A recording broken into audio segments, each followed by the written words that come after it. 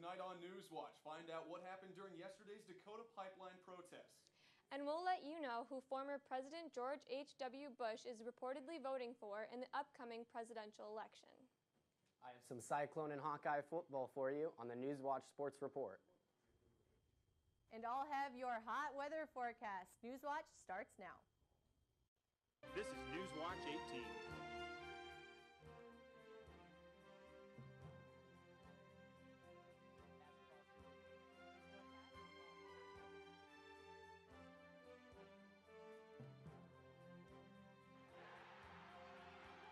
Newswatch 18 starts now.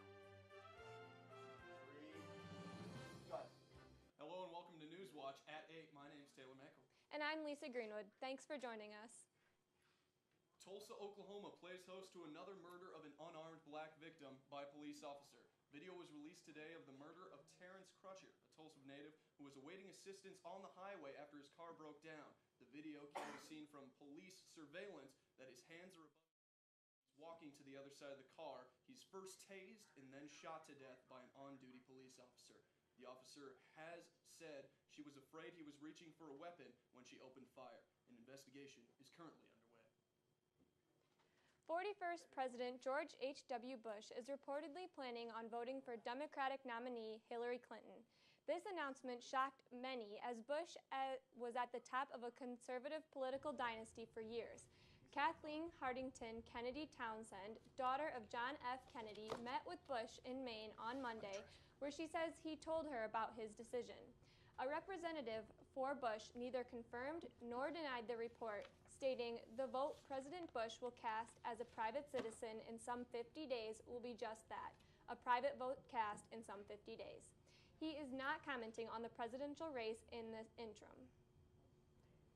The suspect in Saturday's New York and New Jersey bombing was tracked down sleeping in a New Jersey bar. He was then arrested early on Monday morning in a police shootout. 28-year-old Ahmad Khan Rahami had previously been described as armed and dangerous. Rahami has been charged with 5 counts of attempted murder. It is still unclear whether he made the bombs himself or if there were some other parties involved. Law enforcement is still investigating what may have provoked the attacks. 40 people were arrested in southeastern Iowa yesterday after protesting the installation of the Dakota Access Pipeline, where it intersects with the Mississippi River. Protesters were inspired by the actions of those at the Standing Rock campus in South Dakota, where they recently got construction halted by the federal government due to successful peaceful protests. The construction plan at the southeastern site is to drill underneath the Mississippi and send thousands of gallons of crude oils from South Dakota to Illinois. Those protesting think the advantages of this are far outweighed by the dangers. Iowa Governor Terry Branstad told the press Monday that he was skeptical of the proposed 2-tier tuition plan Iowa State has proposed. The plan would charge juniors and seniors at Iowa State a higher tuition rate than underclassmen. The rationale behind this is that the upperclassmen are paying for their more intensive classes and studies. Branstad thinks it is more important to keep tuition low to stay competitive with other states like Illinois, and he stresses the importance of making higher education available for more young adults. Stay tuned. After the break, we have more Iowa State news. You're watching Newswatch on ISU TV. Welcome back to Newswatch. Donald Trump supporters protested against Tim Kaine being on campus yesterday as he was set to talk in the Memorial Union Great Hall. Supporters of Trump stood outside the MU with picket signs alluding to Kaine's history of changing views on topics like abortion and foreign affairs since accepting the VP nomination of the Democratic Party. Protesters believe that he has no place talking to the Iowa State community. Kaine came to Ames to try and bridge the gap that the Clinton campaign has seen with millennial voters as she currently trails in Iowa polls by 4.3 points. Iowa State University was ranked as the 51st best public university in the nation recently by U.S. News & World Report. ISU boasts 100-plus majors, 800-plus clubs, and a 95% placement rate among its graduates. The Biological Agriculture Engineering School is top in the nation, while Civil and Mechanical are both top 20. The university jumped up 1 spot from last year's rankings in public university, but drops from 108 overall to 111. Printing has recently changed at Iowa State in an effort to standardize printing across campus. All printing at Iowa State now costs 5 cents per page for black and white prints. Students who rely on printing at the library may be relieved with this change. Previously, printing at the library cost 10 cents per page, making it the most expensive place to print on campus. However, design students who were once able to print for free in the College of Design may view this change as a drawback. Those students will now have to pay the same amount as every other facility. As printing processes are changing, Iowa State is reminding students that the use of Cybox and other digital storage platforms can decrease paper waste. It's Greek philanthropy season again here at Iowa State. Many Greek chapters around campus are gearing up to raise money for their respective philanthropic organizations. Sorority Kappa Alpha Theta will be holding their annual Theta Twists tomorrow night from 6 p.m. to 12 a.m. They'll be selling soft pretzels and dipping sauces, as well as apple nachos for $5 each. They will also be giving house tours for $1. All money raised will go to the organization Court-Appointed Special Advocates, or CASA. Other upcoming Greek philanthropies include Sigma Lambda Gamma Rent-A-Puppy this Thursday, Gamma Phi Beta Cakes next Wednesday, and Alpha Sigma Fries next Thursday. On Monday morning, students may have noticed something a little off in the front of the Memorial Union, as the fountain was covered in bubbles and suds, and more bubbles were flowing throughout the front of the Union. A maintenance worker quickly responded to the scene to clean up the bubbles and expressed his distaste, saying that these kind of pranks encourage similar ones in the future. The fountain, however, did not suffer any permanent damage.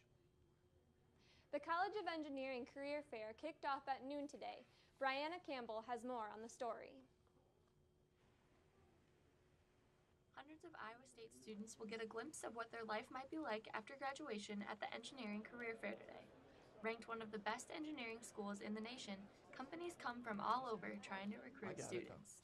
From Marston Hall to Black, students from all engineering backgrounds are encouraged to attend. It's just a bunch of companies gathered in this big room, and it's a little intimidating, but you go up and talk to them and tell them all about you in hopes of finding a job or an internship. You definitely want to be interesting. You want to not just say the same old things they hear. You want to specify what makes you the best and how you would be the best person for, what their company does or what you can bring to the table that's different from other people. There are over 350 companies attending this semester's career fair. Many students go to get their feet wet or find that future dream job. A lot of people don't know what kinds of employers are going to be out there. And since we had them all visiting campus, it gives you first-hand on experience with talking to employers. With Mike Burvey, I'm Brianna Campbell. The College of Engineering has a second career fair in the spring semester. The Greenlee School will have its annual internship fair next month and are planning 3 workshops to kickstart your internship search. The first workshop is Thursday, September 22nd, and is focused on creating a professional digital portfolio. The second workshop is scheduled for Thursday, September 27th, and will again focus on the online portfolios, but will help those want to take their portfolios to the next level, and those who need constructive feedback will get it. Greenlee's last workshop will help you look for the right internship and the strategies to land them. That workshop will take place on October 6th. All the following workshops will begin at 5 p.m. in room 172 of Hamilton Hall, all leading up to the Greenlee Internship and Networking Fair on Tuesday, October 11th from noon to 4 in the Great Hall of the Memorial Union. This fall, Iowa State's Greek community welcomed a new sorority, Delta Gamma. This is Delta Gamma's 150th chapter across America. Delta Gamma is nationally recognized in the Pan-Hellenic community and one of the biggest sororities in the country. On Sunday, 152 girls, freshmen through senior year, did the traditional campanile run into Central Campus, welcomed by the rest of the Greek community, after accepting their bids. The girls will be officially initiated into the sorority this coming January, and their house will be ready to go next fall. Taylor, today was a little warmer than expected. Yeah, it was pretty warm out there, and we've got our resident meteorologist, Jan, to tell us all about it. It was unseasonably warm out there, and that trend is going to be continuing into the rest of the week. I'll have your full weather forecast after the break.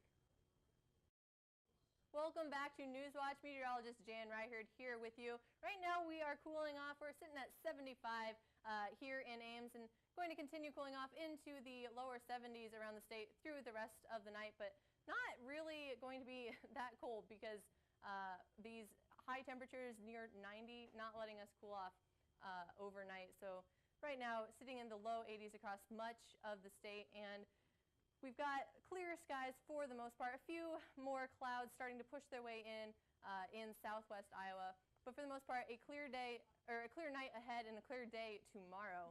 Looking ahead at Futurecast, we've got a low sitting out to our west. It's going to be sort of pushing its way into the state over the next few days, but we do have the stationary front sitting up to our north that's going to be bringing us a good amount of rain into our Thursday.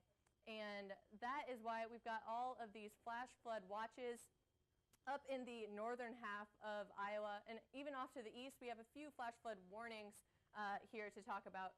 So definitely a lot of water going to be expected over the next few days. And over in eastern Iowa, where they already have those warnings, they definitely don't need it, but unfortunately it is on its way. Lows tonight, like I said, dipping down into the low 70s and upper 60s across much of the state. 66 in Mason City, 67 for the expected low in Fort Dodge. Here in Ames, though, looking at 68, partly cloudy, light winds, so not super cool for if you wanted to open your windows up tonight, but still a pretty comfortable night ahead. Highs tomorrow, though, very hot and unseasonably warm for mid-September in central Iowa. Looking at 91 in Des Moines, 87 up in Fort Dodge, 82 in Mason City. So hot tomorrow for sure. 89 is what we'll top out with here in Ames. Partly sunny, and those wind gusts are going to be up to 23 out of the south, so definitely bringing in that warm air. And I just wanted to touch on highs on Thursday. Again, those unseasonably warm temperatures staying in the 80s. So we've got 80s for the next few days. A little bit of rain moves in for our Thursday. And then we've got sunshine for Friday and Saturday. The football game looks to be great. More rain returns at the end of the 7-day. Stay tuned. Zach's got sports next. Welcome back to Newswatch. I'm Zach Williamson, and this is your Newswatch Sports Report. The Cyclones traveled to Fort Worth, Texas Saturday to try to upend the TCU Horned Frogs. After falling to Arkansas in a heartbreaker a week ago, the Horned Frogs came out with energy and fire on the offensive side, scoring 41 points in a 41-20 win. This is the second straight weekend the Cyclones have given up more than 40 points in a loss. The bright spot for the Cyclones was sophomore running back Mike Warren. After a slow first 2 weeks, the 2015 Big 12 Offensive Freshman of the Year finally found his groove and ran for 93 yards on 23 carries. The Big 12 leading receiver coming into Week 3, Alan Lazard, was not much of a factor this week.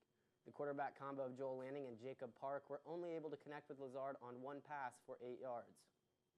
Iowa State is now 0-3 and looks to bounce back this Saturday at 11 a.m. as they welcome the 1-2 San Jose State Spartans to Jack Trice Stadium.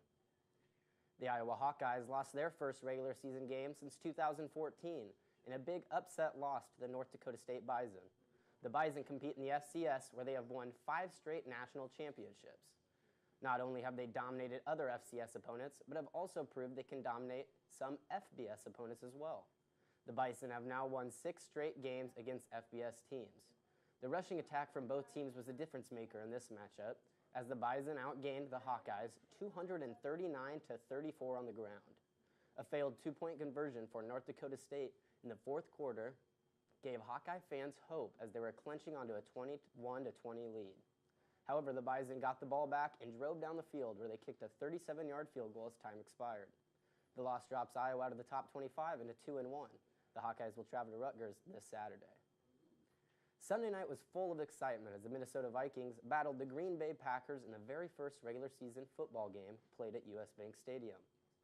The brand new state-of-the-art facility located in Minneapolis was full and extremely loud for these two division rivals.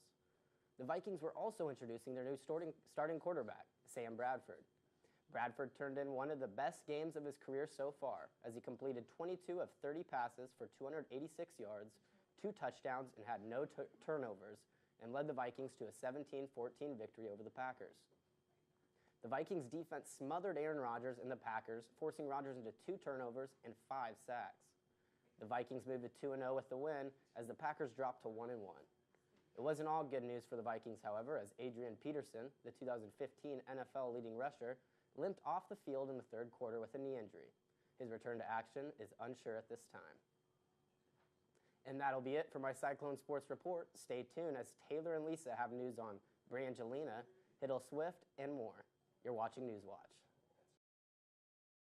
Welcome back to Newswatch. A professor at Rutgers University found the 5-second rule, a period of time when food fallen on the floor was believed to be safe to eat, is no longer true. Professor Donald Schaffner spent 2 years testing multiple surfaces and foods and found that contamination was instantaneous. Germs and bacteria did not wait 5 seconds to pounce on the food. While it is true the longer the contact, the more contamination, no matter how fast you move, there will still be bacteria and possibly some foodborne illness contacting your food. The findings show that the type of food and surface are more important than how long the item is dropped. Next time, just be safe and throw it out. A recent study found that smoking cigarettes permanently damages people's DNA. In the 16,000 participant study, researchers found that while most of the harm done from smoking fades after 5 years of quitting, signs of damage still remained in the participants' DNA. The new evidence suggests that negative effects of smoking can last for up to 30 years, even after quitting. Overall, smoking damages over 7,000 genes, and the long-lasting effects apply to 19 of those genes. Researchers emphasize that quitting has clear benefits, but does not necessarily mean a clean slate. Early Tuesday morning, news broke out that Angelina Jolie is filing for divorce from 12-year husband Brad Pitt.